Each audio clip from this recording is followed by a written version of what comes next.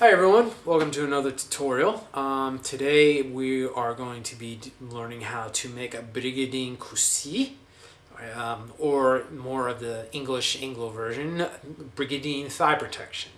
I just want to give a warning, as always, is that this is my first time really attempting to do this, so there will be issues and problems on this, as always. So with that warning, let us get going. As you can see, I have a pair of denim jeans out. As some of you have already seen in one of my other tutorials about scale armor, I use denim actually for the backing of the scales. I know it's a cheat, but you know something? It's behind the metal. No one's gonna see it, and that is the reason I'm going on to use denim for this one also, because it is going to actually be the backing behind the leather, so no one's gonna see it. The reason I use denim is that it's prevalent. And it's cheap, and you can find it anywhere. The other reason is that this is one of the cheats on this, is that instead of trying to measure out about how well this is going to fit around your upper leg, you already have it measured out. So because when you cut it out, you're going to have a bit of a basically a U shape where the pants actually go around your crotch. So this actually saves you a lot of time, because you don't have to be, like I said, you don't have to be measuring out everything and just getting it all and messing it up. You actually have the template in the pants themselves. I just want to show you quickly how I cut up denim. It's relatively easy. It's basically all you got to do is that you're going to start at the ends where the seams, basically you're just going to cut along the seams. This is probably the best option, I should just say. So you just get a pair of scissors. Actually, if you have a pair of cloth scissors, that'll probably be better, but I don't know where mine are, so I'm just using a regular pair of scissors here. And just cut through, and then just slowly, and use the seam as your guide. So, you know, I'm not going to go the whole entire leg up. I'm just wanting to show you. So you just cut up along the seams until you get to the top of the pants right here. And when you get to here, you just cut along the seams of where the zipper are, up along here, around. Like I said, we're gonna cut up along the seam here, up along the zipper, along the seam that holds the top of the pants, and then down along the pocket, and then just down the seam here. So you cut the front of the pants as one piece, then you just flip them around, and you do the same thing here. You just cut up along the seam, you get to here, and then you just cut down. The pants pocket, you can either use a knife to cut it off, or you can just cut it around it and lose the piece. It really depends on you, and also how much denim you have. If you want to try and save a few inches, by all means. If you got a ton of it, just cut it off. You'll be fine. All right. So you got to cut off the piece of denim. All right. Oh, and actually, the other nice thing too is that with this is that you have this long piece of length. So now you can decide where you want it to cut. If you want to go around the knee, if you want to go a little lower, you got the full piece. So that's another nice thing about it. It's also measured out for you, for your length, your leg length. All right. So with that, I'll get rid of that. So, and then I'll grab the piece I already cut out. As you can see, this is a really old pair of pants. And as you can see, like I was talking about, you have that already fixed cut, so that when you put it on your leg, as you can see here, it actually already fits. It already fits around you, so you don't have to worry about doing the measurements about the hips and the waist and the upper leg and the lower leg. You already have it all cut out, and it really just depends on how long you personally want to do that. All right. So you have your back. Now we got to do the front. All right. So what I did is that I had a pair of old riding caps that were given to me. All right. So now that's one thing too, is that with the riding chaps, I'm sorry, again, you have that already cut. You automatically have that cut for the joint. Okay. I was looking on this one. If you want to get leather, you can always go to Tandy. That's like a leather, or you local. If you know where a local leather, like a leather place is, you can order from there. Another thing I could suggest too is that if you have a Udelco around you or a thrift shop, go search through them. Find a couple of pairs of old beat up leather jackets. Then you have your leather right there. The only problem with that though is that leather for leather jackets tends to be thin. If you can get a thick jacket, I suggest that above anything else. The reason is the thinner the leather, the more likely it's going to get ripped and torn up and everything. I mean, you could do that also to give it a nice, like if you want to give it a character, it looks like you've been in battles and the leather's ripped and everything like that, by all means go for it. But if you're like going to go into SEA or anything that is actual combat, you really want to get a pair of you want to get some thick leather here. All right. So, like these chaps are actually, I believe, 5 to 6 ounces. So this will actually can take a good beating. All right. So now that I got my leather, what you want to do is get a piece of denim, drop it on. Oops, sorry, wrong way. Place it on here. Okay. So now you have the piece set up. All right. As you can see, some of the denim's already kind of pushing out past that. I wouldn't really worry about that because you can always cut it off later. All right. So one thing I would also suggest is also give the leather about quarter, maybe inch, no, not an inch and a half of inch, so like a breathing space between the denim and the leather, because then the denim is not as noticeable on the outside. All right, so now that you have that, what you want to do next is get some whiteout, or if you have a pastel or anything like that, and just mark this out. Okay. The reason I'm using whiteout is that this leather just absorbs everything else that I've tried to use on it. Pastels don't work. The marking chalks that people use for sewing does not work. And so basically, this is the only stuff that actually works quite well on this. That works on this. All right. Okay. So now you have your mark, and you're ready. So now all you gotta do is get your pair of your shears and cut it out.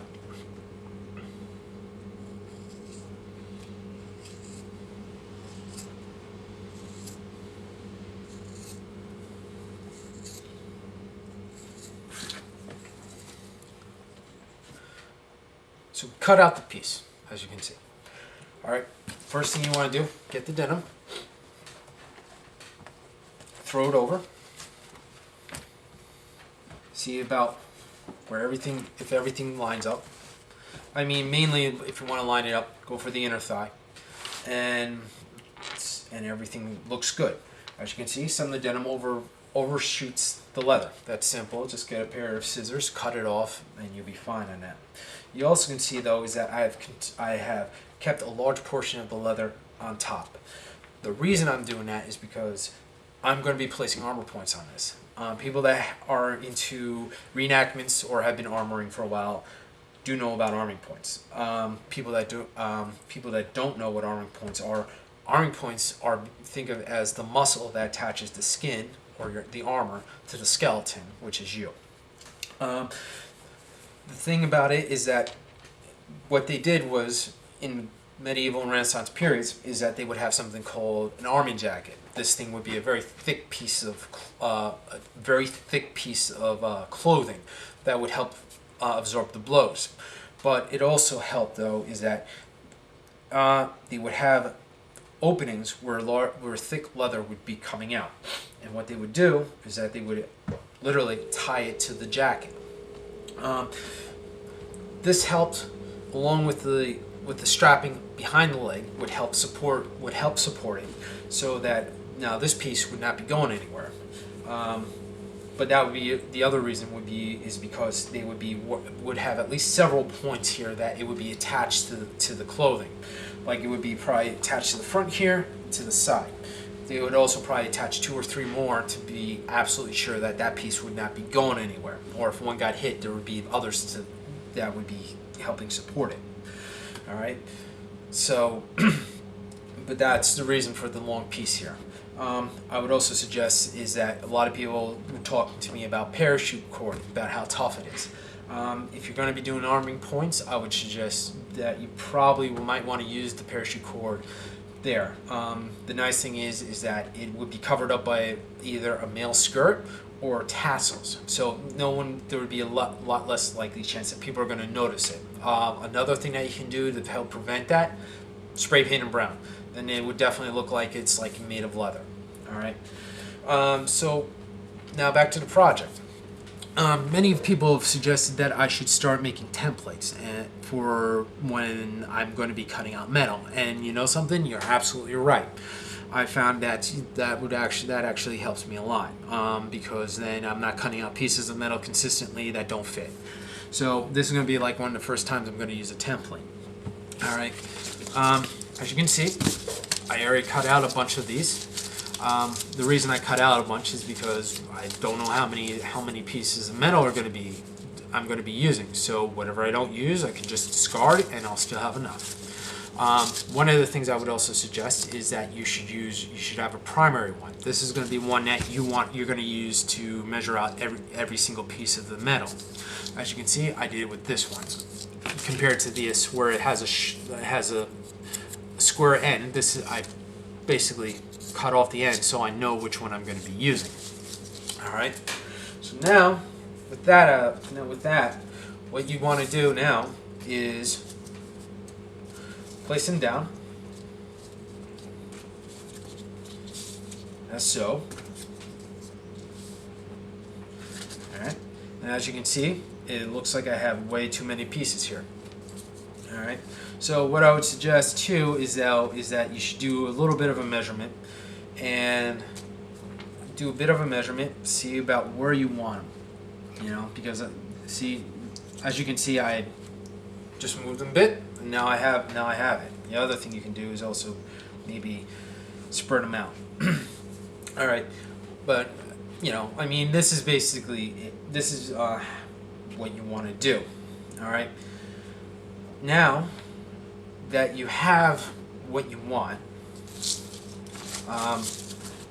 now that you know that you're going to be using 5 pieces, just take the primary one that you want, discard the rest, get them out of there, hold on to this one. All right, mark it, put something on it. All right, so now you know you have 5. All right. Okay. Actually, one thing before I forget about that is that when you do this, make sure that you have a breadth along the sides here, along here, and along here. Reason is that you want to sew this in so that everything's tight and it's not going to move. Also, you want to make sure that you have a lot of room up on the upper leg, because if you're bending down and this piece bites into you, it's not doing what it's supposed to do. It's supposed to protect you, but also be comfortable. Also, if you put it up too high, you won't be able to bend down and all that. The other thing you want to do is, the other reason is, I'm leaving a large portion on the bottom here is because I will eventually make a pilion or a knee guard.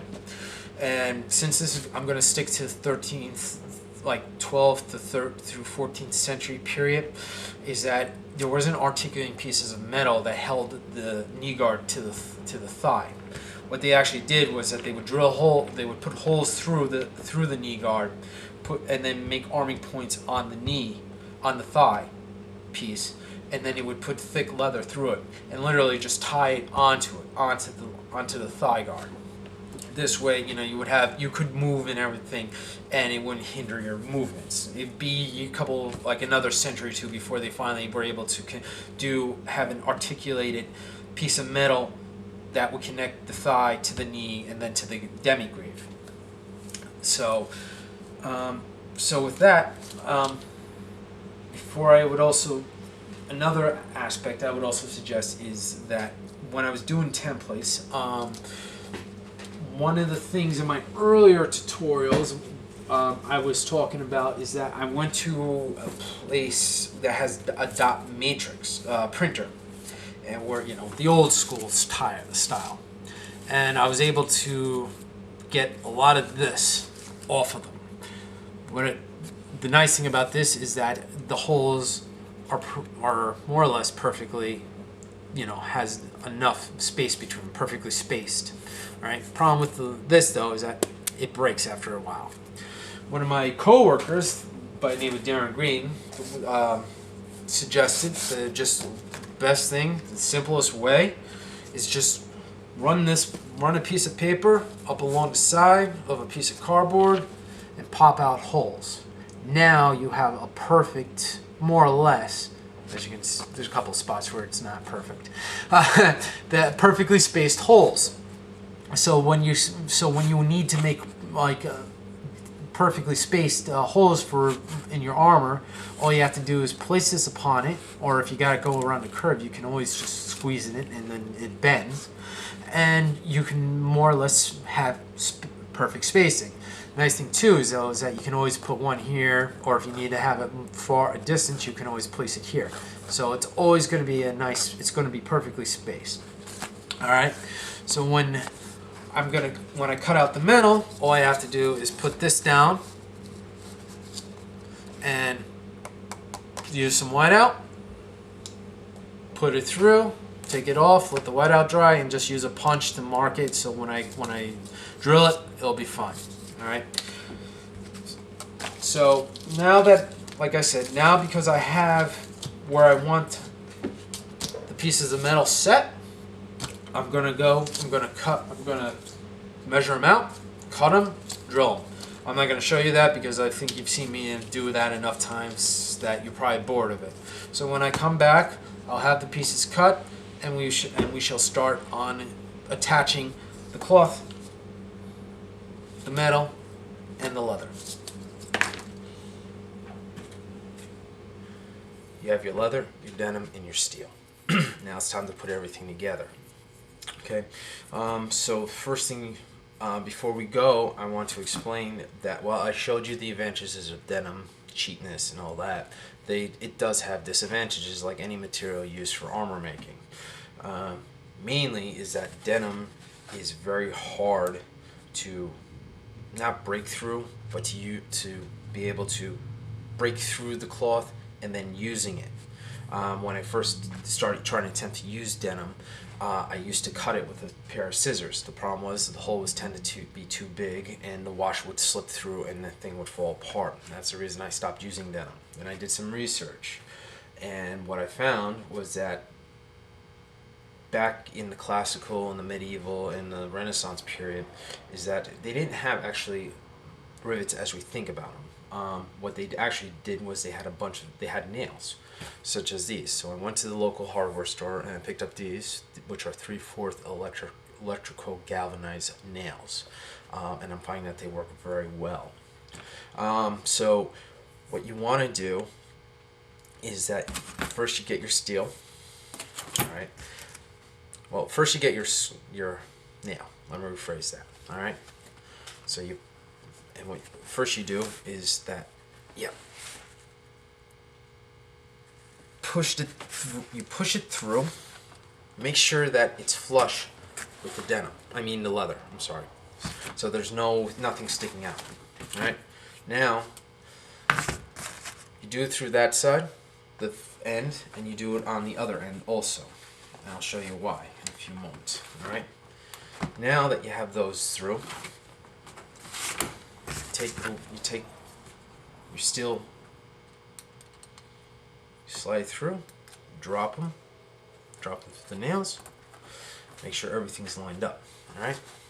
Now, what you want to do, this is the reason you do this, is that this is the other problem with denim too, is that you have to hold it taut. You have to make sure that it's all strong, it's all straight, and it's all taut out. Because if you don't do that, what happens is then you start developing, such as this, basically folds in the denim, and sometimes the leather too. So you also should keep an eye on the leather. When that starts happening, it starts to crumble in on itself, and it's smaller than what you should have it. It's also just doesn't look good, and that's major problems. So what you want to do is make sure that make sure the leather's tight as such. Now you get the denim, and you grab one end and this end,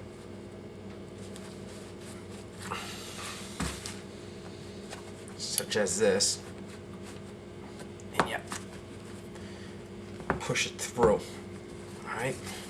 Now, once it's through, you want to make sure that that there's no, such as like creases, such as this, which is kind of developing out. Now you want to do this up the other end too. So you want to pull and push it through. Okay. Now you have it down. It's tight, but you only have it on these ends. That's won't do completely. So what I found is that what you want to do next is just lift it up, hold it tight, and then go not through the next hole like here, but the second hole up. You want to space it. You want to space it. All right. So you grab it. You make sure everything's tight on it. You find the hole. You find where everything is, and then you push it through. All right. Good idea too. Good rule of thumb is that once you put it through, make sure that it's all tight, and it should look like this, where there's really no creases, no rollovers, or anything such as that. And you want to just proceed to go up all the way with, every other one.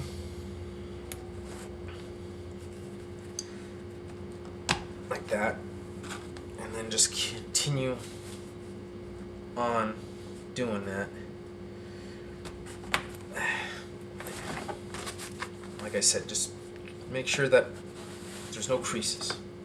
Alright, so now that you have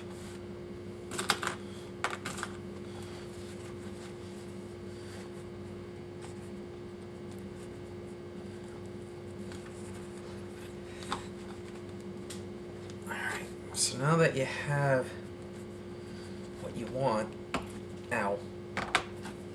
Also, just watch your fingers. They're nails. They're gonna hurt if you stab yourself with it. Alright, now that you have that down, okay, get a piece of metal, like this piece I have here. Place it on top. Find another piece that's the equal height, so that the piece is actually standing straight as is. Alright? You know what? This is basic riveting, so everyone should know how to do this pretty well. Alright? Push down, make sure that everything's flush together. Okay? That everything's tight, there's no spacing, there's no air in between the leather and the metal and the cloth. Get your safety glasses, because these pieces are going to be shooting all over the place most of the time. Okay. Get a pair of clippers. Okay, push down just to be, and then just such as that. All right. Push down. Make sure that you have some of the nail left so they can hammer around it. Also, I would suggest is that if it's very pointed, get a pair of end clippers such as this. Smooth it out, so that it's a little easier to rivet. Alright, next thing is you want to get your ear protection. Okay, and actually, this is the other reason I want to show you about this, is that I'm finding that I bought this 7-ounce tack hammer, and actually I'm finding this to be much more useful in riveting than actually any ball peen hammers I've used. Gathers because small head and good weight to it. So when you rivet, when I rivet, is that I want to mushroom out the nail. The reason is that cloth, leather, they're very soft, so they got a spring to it. So when you hammer it too hard, the washer tends to jump, and you have to put it back on, and it just gets annoying after a while. So what I do is I usually hold it by the head, and then just slowly do a circular movement, bit of a circular movement around it.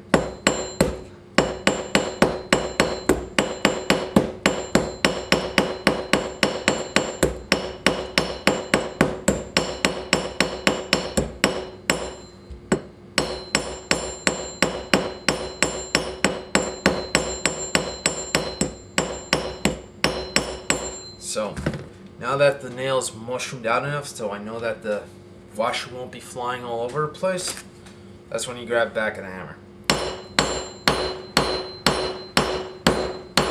You go to town to it and make sure that's really secure. Alright. Oh, that was the other thing I forgot to mention, is that the other problem with denim is that it's somewhat unforgiving.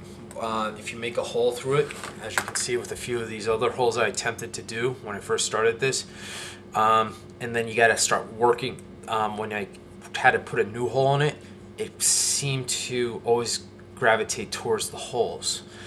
So that's the other thing, is that you should, when you do this, make sure that you have it properly done. I mean, you're able to work around it, but it also kind of weakens the material too, which is not what you want either. So once you get these done, you have to go back and then just do the same thing with the next set of nails, because you still have those spaces between them. I mean, the other thing you can do is just leave the spaces. I mean, that's really more your preference. I'm not going to tell you how to do that. So, okay, so with that, I'm going to continue on. I'm going to put in the last of the metal, and have this completely done, and then we're going to go on and talk about strapping and arming points. So, see you in a few minutes. All right, as you can see, I started putting the Brigandine. It's almost done. One reason I stopped is that here, whenever I've been doing these tutorials, the one thing I've always kept telling people is to send comments and also their ideas about how to do things. A lot of people have come up with these really cool ideas, and I appreciate it a lot. One of them is, like I said, is the concept of using templates again. And like I've already talked to you about this. But also, like, the other thing too is that with the learning experience, you learn things as you go. And one of the things I've learned is that to use a ball peen hammer on a leather punch is not one of the best ideas. As you can see, I've mushroomed this son of a gun almost to the base of this. So I don't know how much more of this had left to it. So in the process of going to the local hardware store to pick up supplies, I came across something that I've been blind to, which I shouldn't have been blind to, but I was, and that is this. This will save you your leather punches and a lot of other stuff from being absolutely demolished by metal hammers. Alright? Plastic end, rubber end. They will make sure that this won't happen to your leather punches. And it works. I'm telling you right now. You also can see I also put a piece of cardboard underneath it. And as you can probably see here, I've already been marking this up. This actually works also really well too. So with that, that's the reason I stopped for a second. I just wanted to show you that real quick. So if you go to your local hardware store, I really suggest picking up a few of these pick up this type of hammer for your leather punching in it. So, all right. So on that note, I'm going to go back. I'm going to finish putting the last pieces on here, and we will continue onwards. So you're probably asking yourself, why am I on a milk carton on the floor? Well, the reason is that my camera, I only can get a good angle where I can do this and then show you the final product. Before we go any further, I do want to go back to talking about armor points one more time. I know I babbled on about them before, but this is an important aspect about it, and you could really only see this once the piece is completed. Alright, is that, okay, so when you finally finish the piece, all right, is you got to find the center of the piece so that it can sit properly on your leg. All right. So what you want to do is that once it's done, it's lifted up as this, and as you can see, it's skewed off to one side, and then just move your fingers along until you finally figure out where it stays level. As you can see, it's between the second and third piece of Brigandine. So on this line here, I just got to figure out where I want to put the arming point, and that's the end of it. All right. So, like I said, that's the end of the arming points. All right. As you can see, I also already put down the leather. I didn't think you'd be interested in seeing me rivet more nails into leather, so I totally didn't have to show you that. All right. But the one thing though is that this is more of a personal preference, is to find out where you want to sit it. To rivet it. All right. I had a bit of a bonus to it, is because I have this nice piece of outcropping here, so I kind of figured this was going to be where one of them was going to be riveted right off the bat. So that was helpful for me too. Like I said, that's the nice thing about using denim and everything. It's a bit of it cheats, because it can make things go a little easier and faster for you. All right. But the other important thing too is that when you want to do this, is to find out where the Brigandine can sit on your leg, so that when you bend down and you sit, that this is not jamming into you and making it uncomfortable, if not impossible, to sit. So the first thing that you want to do is find it where I would suggest, like, just sit down, see where it sits on your leg, so that now that you sit where it sits on your leg, all right, see if you can move around without it jamming into you.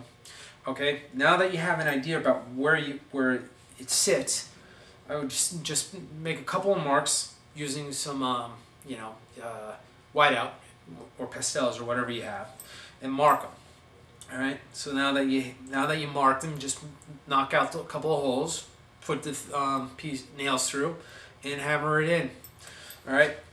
For me, so now that with that, as you can see too, is that where I placed it is that it's a little bit below the leg. It's more or less about a little bit below where the hip meets the leg. The pelvis, meets the leg. So now is that this will hold onto your leg and not interfere without interfering with your movement. And then the other one is maybe about, let's say, 2 inches above the knee. The reason is that if I do decide to make a knee guard, this won't interfere with it. So it'll stay out of the way, it'll do the job, and that's pretty much it. As you can see too, I have a little extra here. I'm just going to cut that off eventually. But that's pretty much it. Alright, now the other thing is just lift it up a little, move around, see if it fits. Like I said, kneel down, sit down. Actually, if you want to kneel too, see if it fits comfortably. That's the most important aspect about it, because you gotta be comfortable if you want it to work properly. And that's pretty much it. As you can see, I haven't sewn the leather to the denim yet. The reason is I want to do some arming points on the bottom here, so that when I do make the knee protection, I can just get all that done with, and then I'll sew it up, make it tight, make it look good. So, but that's pretty much it. You got your Brigandine thigh protection right there, with relative ease, and it looks good. I personally think it looks really good. So that's pretty much it. So on that note, I'm going to end the tutorial with thanking everyone for watching again. And if you have any questions, comments, or anything, feel free to send them. I will gladly try and respond to you as soon as possible.